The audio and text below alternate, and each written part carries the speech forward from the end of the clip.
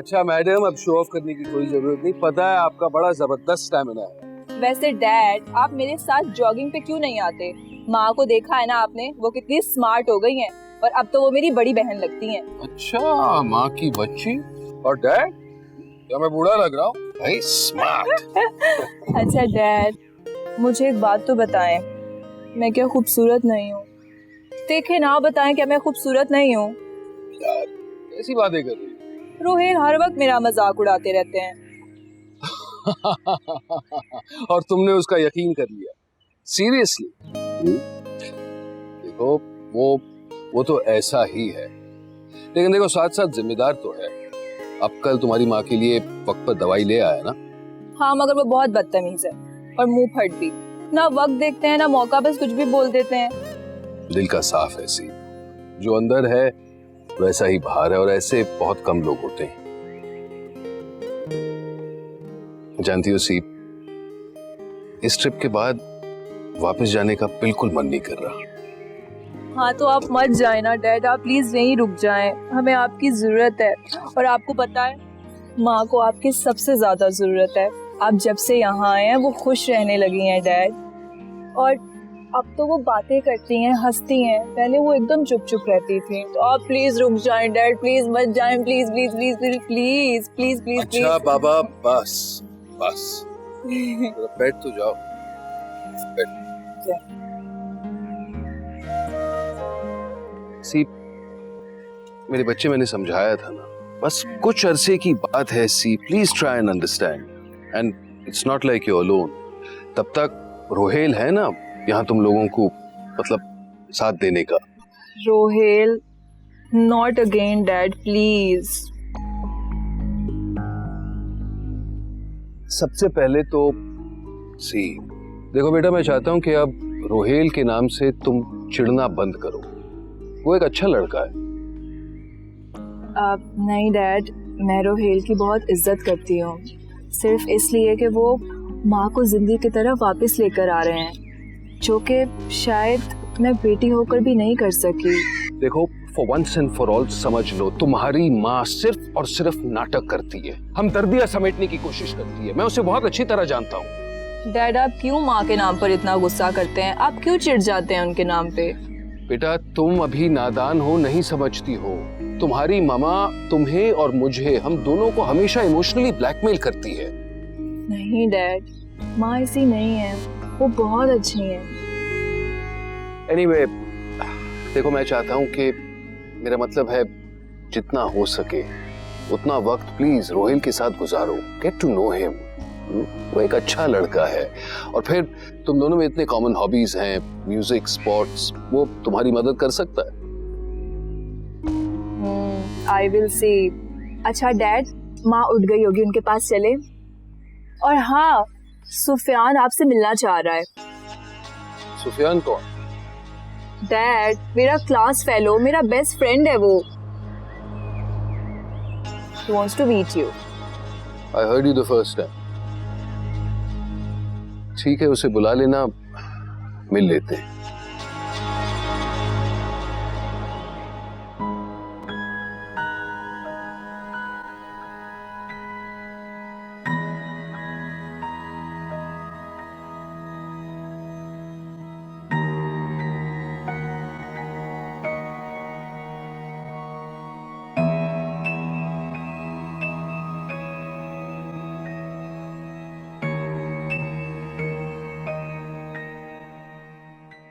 कैसे वक्त गुजर गया, पता ही नहीं चला। लगता है कल ही तो स्कूल छोड़कर आई थी और आज यूनिवर्सिटी में पढ़ रहा है। सुफियान, मैं तुम्हारे दिल की बात बहुत अच्छी तरह समझती हूँ कि तुम सीप के लिए कितने पागल हो।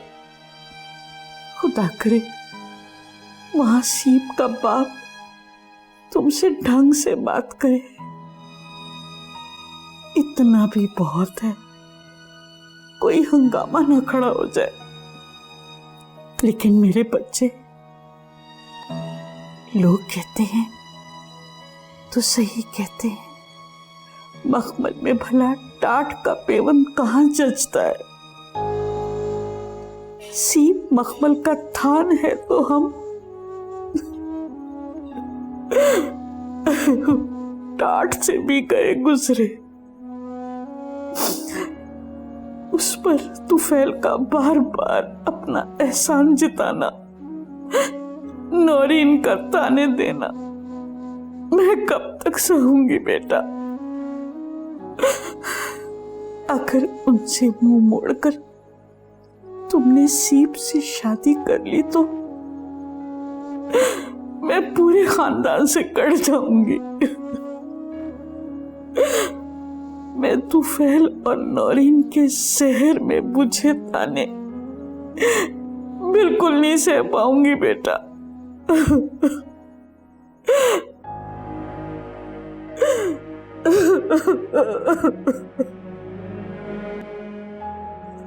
फैजान ब्रो, मैं क्या कह रहा था कि आप यहीं रुक जाए। क्या कह रहे हो? मैं कह रहा था कि आप यहीं रुक जाएं पाकिस्तान में। इस घर में आपकी बहुत जरूरत है, और वैसे भी यहाँ पे बिजनेस आपके बगैर तो मैं नहीं चला सकता। और तुमने तो मेरा सेटअप वहां देखा है, क्या लगता है इतनी आसानी से सब कुछ वाइंड अप कर सकता हूँ? भाई वक्त तो लगेगा। करना चाहें तो बहुत सारे रास्ते हैं। तुम ठहरे आर्टिस्ट, बिल्कुल हिना की तरह बात करना शुरू कर दिया तुमने। अरे इसी वजह से तो मुझसे झगड़ती थी कि हम अमेरिका में क्यों रह रहे। अच्छा, वो झगड़ती भी थी? ऐसी कौन सी औरत है जो झगड़ती नहीं है?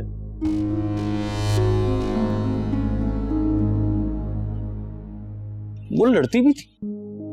I mean, मुझे तो नहीं लगता, वो बिल्कुल खामोश रहती हैं।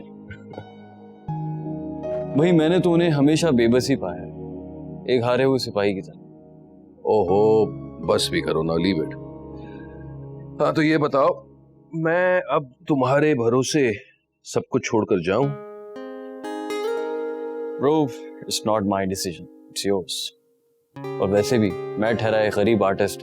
अगर कोई गड़बड़ हो गई और मुझसे कुछ हिसाब किताब इधर से उधर हो गया तो आपके लाखों डॉलर का नुकसान हो जाएगा, और मैं नहीं नहीं भाई, ऐसा क्यों होना चाहिए? और फिर मैं भी तो साथ हूँ। मेरा मतलब है रोज गाइड करूंगा, इंशाल्लाह ऐसा कुछ नहीं होगा। अब आजमा के देखते हैं। In any case it's too early to say. Well, क्या कह सकते। ये बताइए कि अब हिना की तबीयत कैसी है?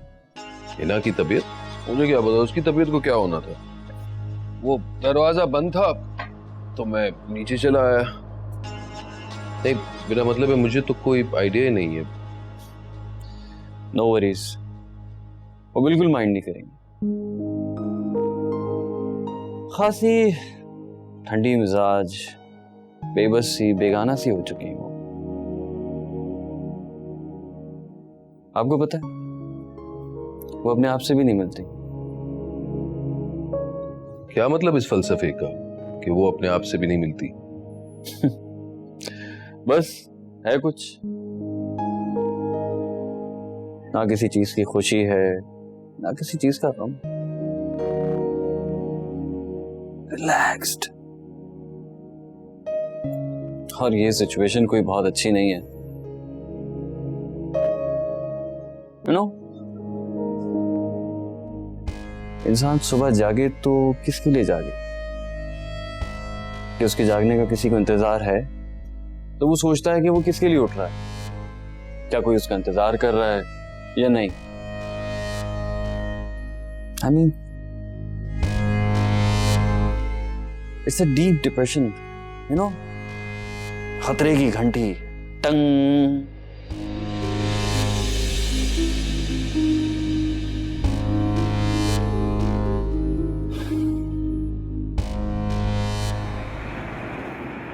अच्छा, तो तुम हो सुफियान, जिसके बारे में ये दिन रात मेंशन करती रहती है। कैसे हो? मैं ठीक हूँ अंकल, लेकिन मैं सुफियान नहीं, जैन हूँ, सैयद जैन अली शाह। अच्छा, नाइस टू मीट यू। अस्सलाम वालेकुम। वालेकुम अस्सलाम। अस्सलाम वालेकुम, कैसे हैं? ये सुफियान है। अच्छा, आए अंदर आए प्लीज। चले। आए प्लीज।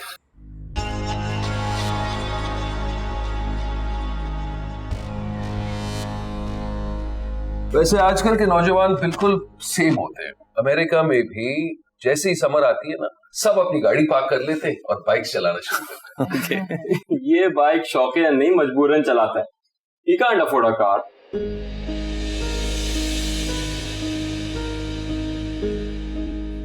हो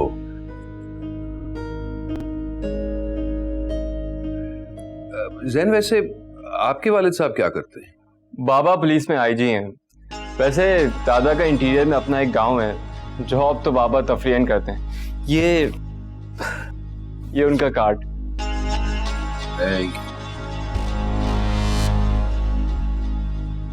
गुड, जबरदस्त पोस्ट है।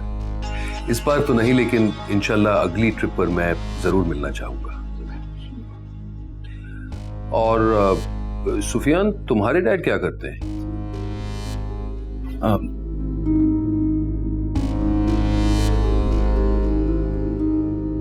मेरे डैड का काफी अर्से पहले इंतकाल हो गया था। ओह, आई एम सॉरी। और अगर वो जिंदा भी होते तो किसी काबिल जिक्र पोस्ट पे ना होते, इस बात का यकीन है मुझे।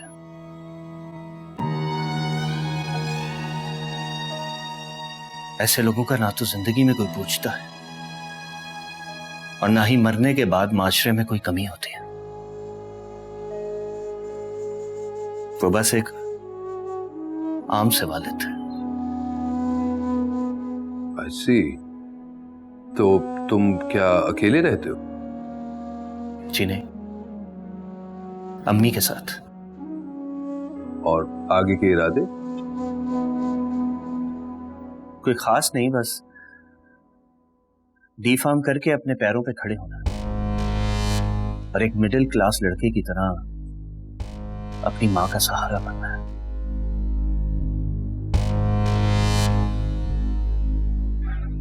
इतना काफी है या अभी मजीद इंटरव्यू लेना है तुम्हारे डैड ने?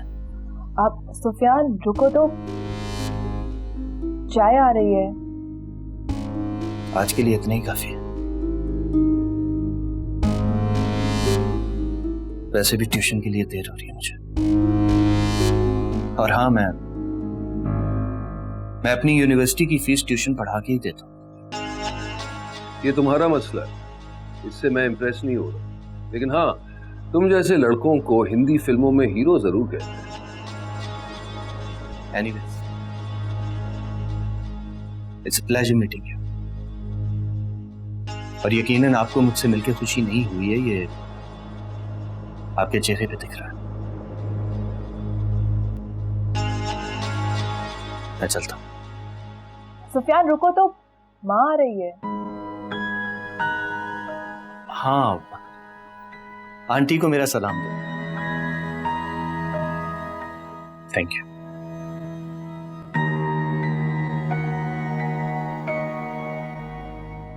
क्या आज ही इतना कड़वा है या हमेशा ऐसा रहता है?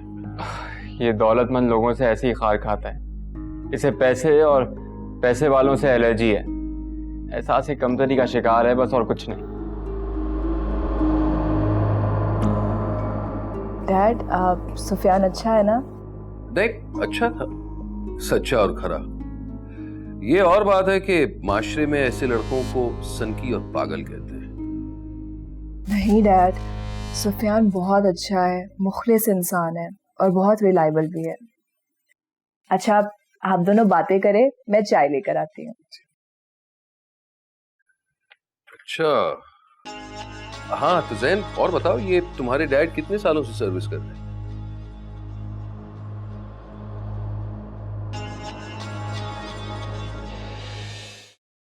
सी, वैसे तुम्हारे दोनों दोस्त अच्छे लगे मुझे, लेकिन जाहिर सी बात है, तुमने कुछ सोच के ही उनसे दोस्ती की होगी। पर तुम्हें नहीं लगता कि सुफियान कुछ ओवर रिएक्ट कर रहा था? डैड, वो आजकल जरा ज्यादा ही सेंटी हो रहा है, ठीक हो जाएगा। Can I be honest? एक बात की उलझन है मुझे, कहीं तुम सुफियान के मामले में सीरियस तो नहीं हो? क्या? मैंने तो ऐसा कुछ नहीं सोचा। नहीं, मेरा मतलब है, जाहिर सी बात है, आखिरी फैसला तो तुम्हारा ही होगा, लेकिन मेरी राय यह है कि सुफियान एक मुश्किल मर्द साबित होगा। और आप, क्या आप माँ के लिए मुश्किल हस्बैंड साबित नहीं हुए थे? देखो बेटी, तुम अभी भी छोटी हो, इन बातों को समझने के लिए मैच्योरिटी की जरूरत होती है। हाँ डैड, एक तो आप मुझसे मेरी शादी की बात छेड़ते हैं और दूसरी तरफ आप बोलते हैं कि मैं मैच्योर नहीं हूँ। ये क्या बात हुई? आपने मेरी माँ की कदर नहीं की, आपने उन्हें बिल्कुल अकेला छोड़ दिया। मैंने उन्हें अकेला छोड़ा? वाह जी वाह। अरे तुम्हारी माँ मुझे अकेला छोड़कर चली आई अमेरिका से, और तुम्हें साथ ले आकर। अगर वो मेरी लाइफस्टाइल हैंडल नहीं कर सकती थी तो इसमें मेरा क्या कसूर है? मैंने तो जब से होश संभाला है आप दोनों को कटे कटे देखा है, और आज जब मैं 19 साल की हो गई तो आप मेरे दोस्तों से मिलते हैं। क्यों? मेरी बेटी, मैं जानता हूं मुझसे गलतियां हुई हैं, लेकिन मैं उन्हीं गलतियों को तो अजाला करने आया हूं। कैसे? आप हमसे दूर जाकर हमारे दुख बांटना चाहते हैं। आप हमेशा झूठ बोलते हैं। माँ से भी आपने झूठ बोला और अब आप मुझसे झूठ बोल रहे हैं। मैं जानती हूँ आप कभी वापस नहीं आएंगे।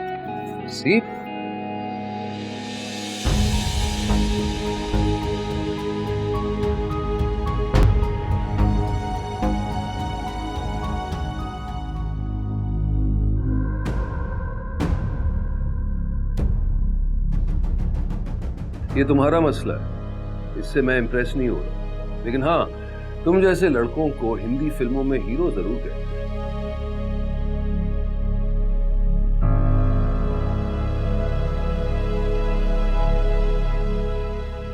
सुफियान बेटा, सुफियान, इस तरह अंधेरे में क्यों लेटे हुए हो? जूते भी नहीं उतारे? बच्चा भी ना।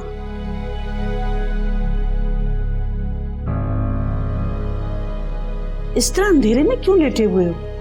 अगर हमारी औकात नहीं थी तो क्यों मुझे इतनी बड़ी यूनिवर्सिटी में भेजा आपने? ना मैं उस यूनिवर्सिटी में गया होता, ना सीप से मिलता, और ना उसके अब्बू मुझे।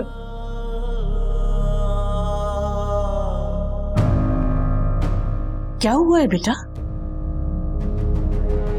तो भेज देती मुझे किसी मोटर मैकेनिक के पास, या कॉल सेंटर में, या फिर कोई डिलीवरी बॉय बना देती। मुझे 4 पैसे तो आते ना इस घर में। इस तरह जलील तो नहीं होना पड़ता मुझे। और क्यों भेजा मुझे इन बड़े लोगों में? बड़े लोग माय फुट। जितने बड़े लोग उतनी छोटी बातें। बोले ना क्यों भेजा? क्योंकि वो तुम्हारे बाप का ख्वाब था। तो मेरा क्या कसूर था? अपने ख्वाब पूरे करने के लिए वो हमें छोड़ गए जहन्नम में।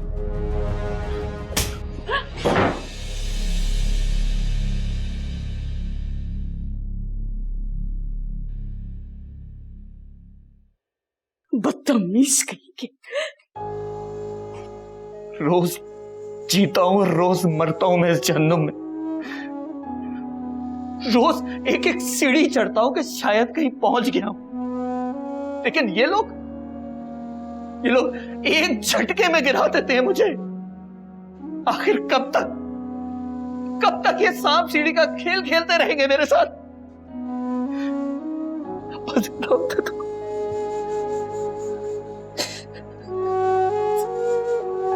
किसी ने कुछ कहा है बेटा?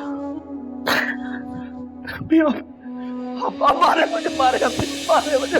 अम्मी। शायद ही आंसू इन थप्पड़ों से बह जाए, सुकून मिल जाए मुझे। मारे बच्चा।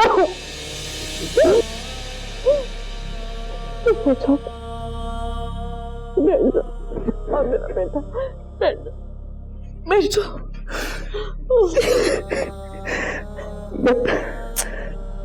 मैं यूनिवर्सिटी ही जाऊंगा।